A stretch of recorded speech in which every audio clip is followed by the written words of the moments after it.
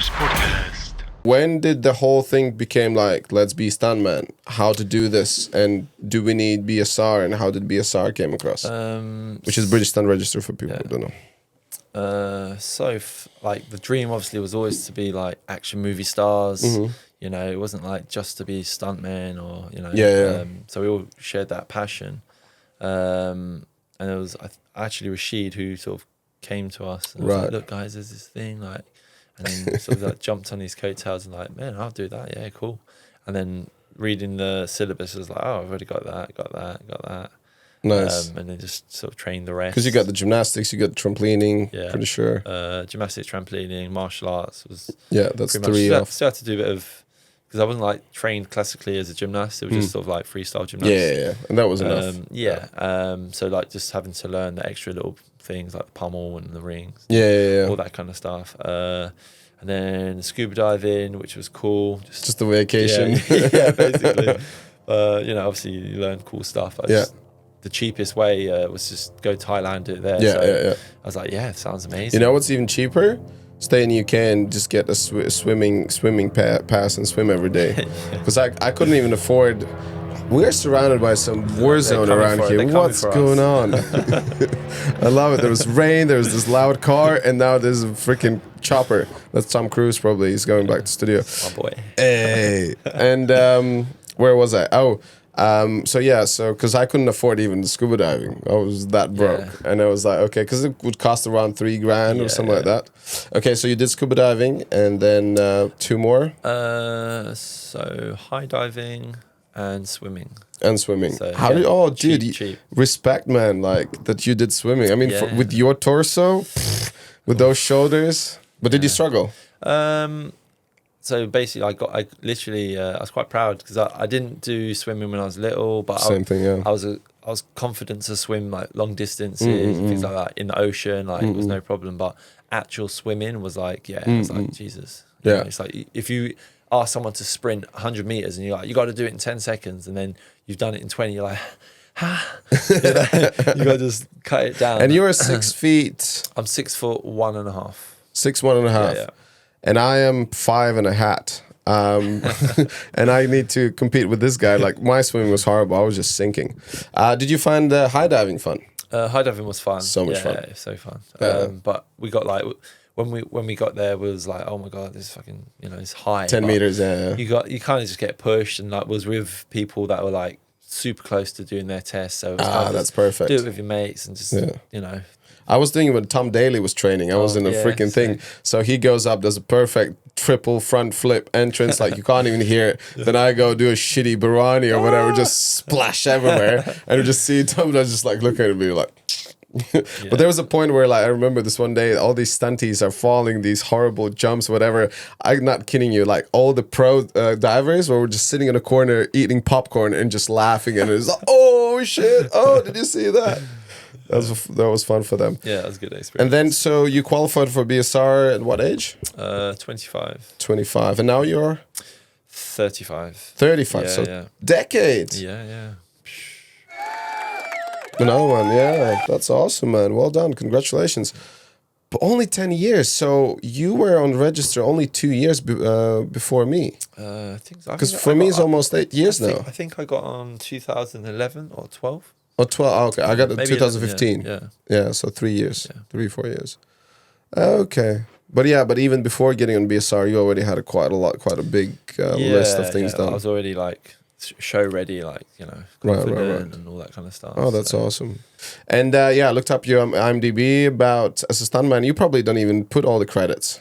No, I don't really. You just kind of like, what's the point?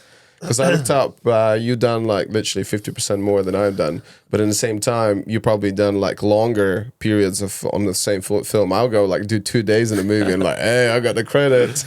Probably you've done like 100 movies. I'm pretty sure if like you don't write down all of them. But can we talk about something what you think was really like challenging very kind of memorable experience in those 10 years of doing stunts? I'm guessing one of the biggest ones probably the Game of Thrones, probably sitting in that chair and getting that prosthetics and makeup, the best. Yeah. And how was, from practical perspective, how was it for you to move and do stuff while you have that thing on your face? It was like the prosthetics, once it's on, it's like, it's cool. But it's just like, if you have to move around in the studios and it's hot, it's the worst. Luckily, we was freezing cold most of the time, so we didn't have to worry about the heat. But it's just like, you know, if you're claustrophobic, it's definitely not for you. You know, like your whole face, everything's like covered. And yeah, just like, again, it was, at first I was like, yeah, it's cool, it's fine. And then you have to do this every day. Do it every day. Obviously, like the team was amazing. Obviously, like, you know, they were amazing. So they were like spot on, and obviously you're there to do your job as well, and the opportunity is good. So you just, you know, crack on and find. How many hours did it take? 4 hours. Every day. I think, that's what they got it down to. I think we started maybe 5 hours, but then it kind of got down to about. And de-rigging? De-rigging is like an hour. It's ripping it off, you know, but just getting it like, it's like the glue and the hair. And what was the main things? How did you pass your time? Did you read a book, listen? What did you do? Sleep, man. Like, you're up at like 2 a.m. to sit in the chair at like 3 or something. You literally fall asleep. And you have like the craziest dreams. Like, I love that. Yeah. And they're the guys, the prosthetics guys, they're used to it, obviously. So you're on this chair and you're just, you know, did they give you some kind of like a neck support or something so you can actually sleep? Oh, there was like 1 or 2 chairs that didn't have the neck support, and they're like, "Oh, I'm so sorry, we didn't get the thing." And so you would do that once in a while. And, "Oh, sorry, guys," paint on your face or whatever. Oh my god! And this, you see, this is what people don't know. I didn't even know that. Like, I never got prosthetics so vast and so. Is that the most complicated, complex prosthetics you ever had? Oh yeah, for sure. Because it wasn't just the prosthetics guys. It was like, so the prosthetics guys, they put on all the like silicone, all that kind of stuff, the hands.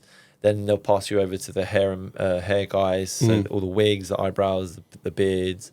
Then you got the contacts, which is another department. Then you got costume, which is another department. How was your eyes with contacts? Okay. Mine were okay, but they like get sore because they had like the big round one, so it's like covers your whole eye. So it's like someone trying to like, it was. And you don't wear glasses or contacts, so no freaking experience with that shit. So it was a bit like, you know. I tried once. I got like the cheap, shitty ones, like on this Halloween thing. My eyes were dying. I was I was tearing up. Didn't like that at all. And it's, you got to have so much patience. Like, you got to really have patience. There's always someone like, you know, pulling you this way or whatever. Around. But they take care of you. You know. How many days altogether did you do in that character? I don't even know. So I did from season 5 to season 8. So I don't even know. You bought a house for that money, did you? Yeah, basically. Very thankful. Castle. Shout out to Rowley. Really. Hey, shout out to Rowley. Yeah, Rowley's the stunt coordinator for Game of Thrones. Was.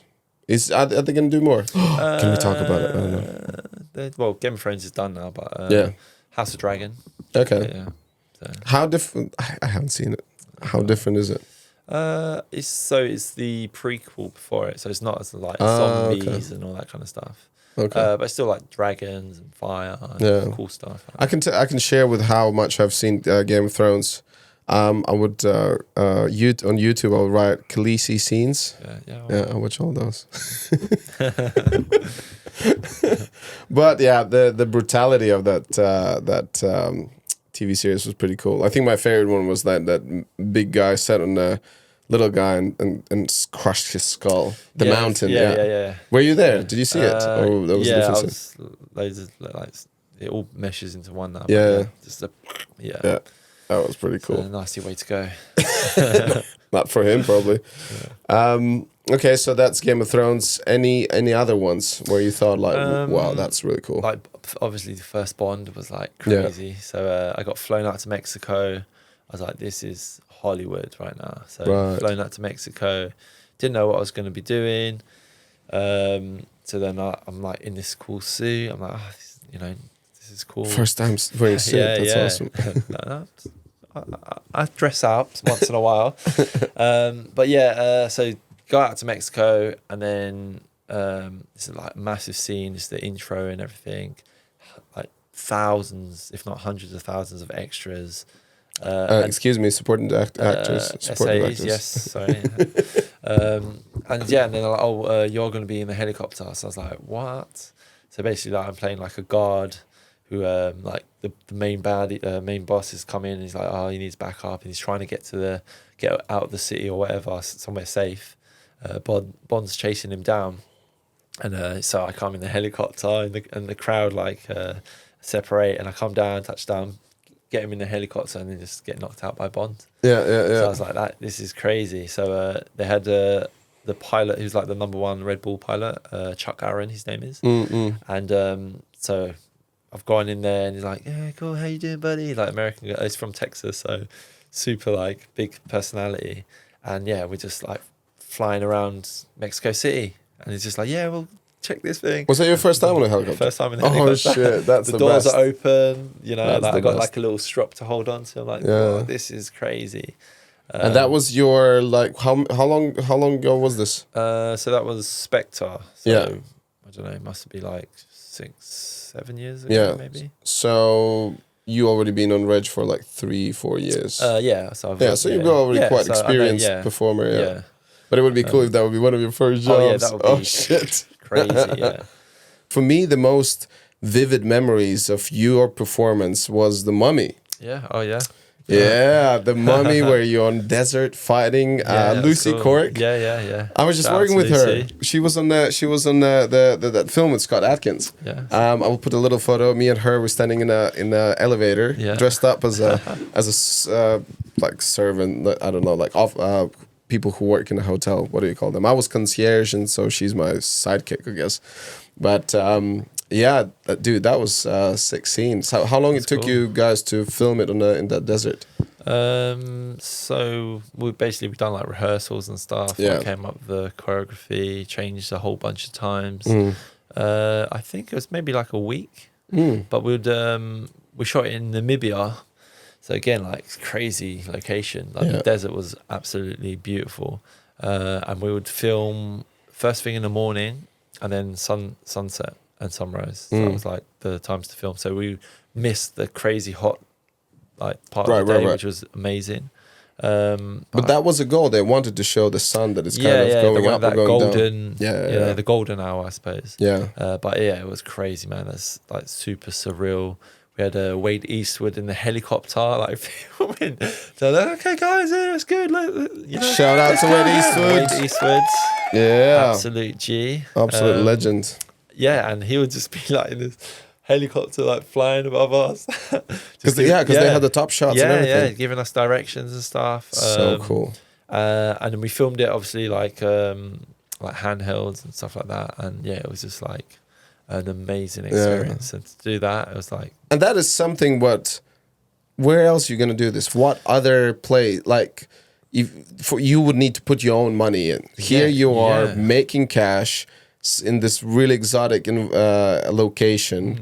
And just being, that was the first time I met Tom Cruise as well. Oh, really? So I got brought in. I had to do like a little, what can you do with a stick kind of thing. Done a few tricks with it and all that. And then Wade brought me onto set, and like we hadn't started shooting on nothing yet. And then he was like, "Oh, Tom, this is Erol." I was just like, "Pleasure to meet you." And then like the director was there, Wade was there, Tom Cruise, and myself, and I was just like, "This is pretty cool." What was your first impression when you met Tom? He was like, it was literally just us in the room, so there was no one around. Yeah. I think Tom Cruise is an absolute legend. He's been super cool every time I've met him. He knows what he wants. He knows how to get it done, like how to perform it. Blah, blah, blah. Renarspodcast.